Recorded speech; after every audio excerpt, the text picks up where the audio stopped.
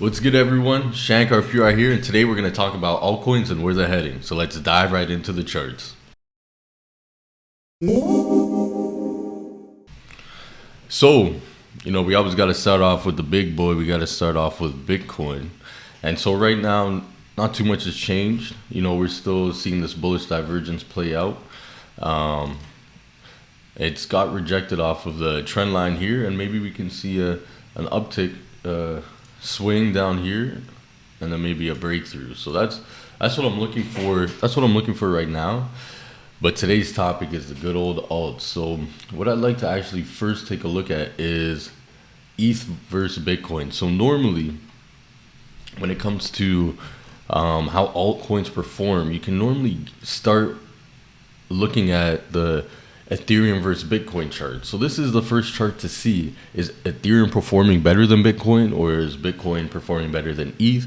It kind of gives you an indicator of where the altcoins are going to be moving, because normally ETH is the second biggest coin, it's the biggest altcoin, so we kind of get guidance from where will it be going. So as you can see here, Ethereum, so down here, so if you see this red orange line here, so that's a bullish divergence. So it's a bullish hidden divergence. So what that is, it's a continuation pattern. So it shows continuation. So we'll probably see a higher high, and it's also in a bullish pattern here. So it's had multiple touch points. We actually had a breakout so a lot of people actually, even including myself, believe that we were gonna have the alt season earlier, but we had a fake out, and it came back down to the bottom of this pattern, creating a bullish divergence. So we came down here, and then we have a lower low. So a low and a higher low, and then a low and a lower low on the RSI. So the probability of us breaking to the upside is a lot higher at the moment. So so we have this bullish divergence here. So I am expecting Ethereum to really start outperforming Bitcoin in the short to midterm. So let's get over here into the Bitcoin dominance. So what the Bitcoin dominance is, it shows us kind of where the money's flowing. So this is just the Bitcoin dominance, but there's different type of dominance. You can search for NFT, you can search for the DeFi dominance to see where, if the money's flowing in or out of DeFi. So there's different type of dominances we could look at. I really like looking at the Bitcoin dominance, because it shows us and gives us direction of where the money is flowing. So right now, you can see that we're on this trend line. So this is a support line that was created all the way in 2018, and we bounced on it once, two, and we almost came under a third time. So we had a high here, up here. We made a lower high, and now it looks like we're making a third lower high. So I am expecting that this will not be a bounce. It will actually break this trend line and will head lower. Normally, the more touches you get on a trend line, is the weaker the line becomes. So just think of it like you're punching something. I don't know. Let's say you I don't know. You're getting punched in the abs, and every time you get punched in the abs, it hurts a little bit more and a little bit more, and then eventually you kind of cave in and say stop, stop, stop. So just think about trend lines, resistance, and supports like that the more times it touches is a higher probability that on the next touch it will break through. So we could even see that it almost broke through here. So what I am anticipating is that we have a breakdown here, and then I have another support down here at 35%. So we could get a bounce here if we do break down. So if you were looking into maybe lock in profits and protect capital, you could do it around there. Funny enough is I remember actually when I was charting with my buddies, we identified this trend line here. And when it got down, we said we're going to start taking profits. And, sometimes when you're in the market, your emotions get the best of you, and you don't listen to the plans you made out and the rules that you had. So it's all learning, so no big deal. So this is a total 3. So this is a market cap of altcoins. So there's a total 2, and total 3. So the total 3 is the measure of all the altcoins excluding Bitcoin. So excluding Bitcoin and Ethereum. So the reason why I like looking at the total three is because Ethereum is a big portion of all the altcoins. And if we want to get a truer kind of gauge of where the altcoins are moving, because most people that are in crypto, especially if you have a smaller amount, most of your portfolio may not be in Bitcoin and Ethereum. It may be just in smaller cap altcoins. So the total three is a great way to look at. So what we got here is, relative strength. So what we got here actually is, so we have all the way back here in May. So you can see I have a trend line from all the way back here in May. It validated in September and October, and then again we had a touch here in January of this year. So that plus we do also have a bullish divergence coming in here. So we have a bullish divergence coming in. So I actually like to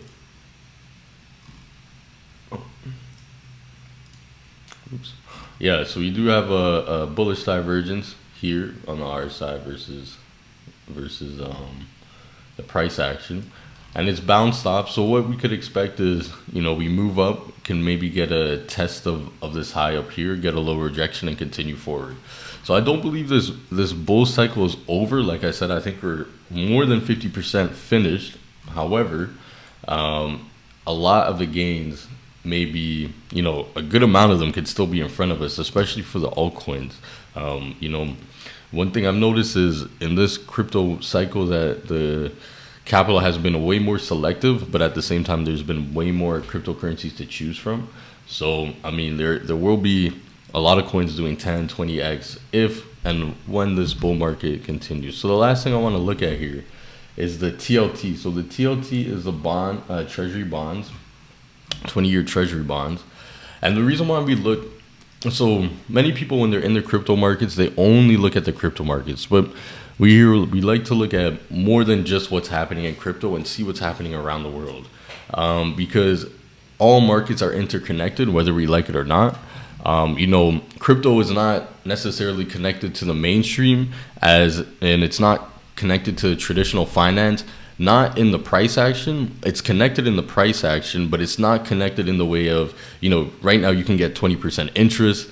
If you stake an Anchor protocol, you can yield farm. So it's not connected in that way, but the price action. So if the stocks crash and housing crash, everything crash, crypto will crash temporarily, probably around the same time. So the price action, everything is interconnected, but the yields and how you're earning money with the NFTs and everything, that is not connected with what's actually going on in the broader markets around the world. So this is why we also look at, things in, boring old traditional finance and the real, and not to say the real world, but because I think crypto is going to take over everything. But yeah, so basically, the TLT kind of shows where investors are going, whether they're going risk on or risk off. So every time the TLT rises, investors start going risk on, and every time it decreases, investors are going, every time it increases, investors are going risk off, and every time it decreases, investors are going risk on. So risk on is like, assets like cryptocurrency. So that's why I like to really look at the direction this is and what type of patterns it's forming, and where we're going. So I just want to give you an example of that. So if you say, okay, October, let's go here. Okay, let's say October. No, we could say here August. Okay, August of 2020. We had a high double top here. You can see a TLT from here to here is a double top, and then we completely went down all the way until March, and then bounced a bit, and then May was when we reversed. So this whole movement here, Bitcoin went from 10K to 60K. I'm just not gonna write because you guys can hear me. So yeah, it went from 10K all the way to 60K. And then when we had the reversal, we reversed up here. We went from 60K to, I think it was 29K. So, and most alts bled all through this whole move. So that's why we like to look at this. So we see the TLT has been decreasing, and we haven't really seen an explosive move in crypto and altcoins at the moment. But the fact that the TLT still showing weakness, I don't see any really strength in the charts that it's going to be moving up exponentially or anything anytime soon. I mean, the TLT is not going to move up exponentially anyways, but I don't see any indication that we're actually going to be reversing. So all I see right here is, I think there is a bit of a bullish divergence here. So we had a little bullish divergence, but I do believe that we may just come back here. So this was a very important key area right here. So I think we may come over here, come back up here, and then come down, and that will have the bullish divergence play out.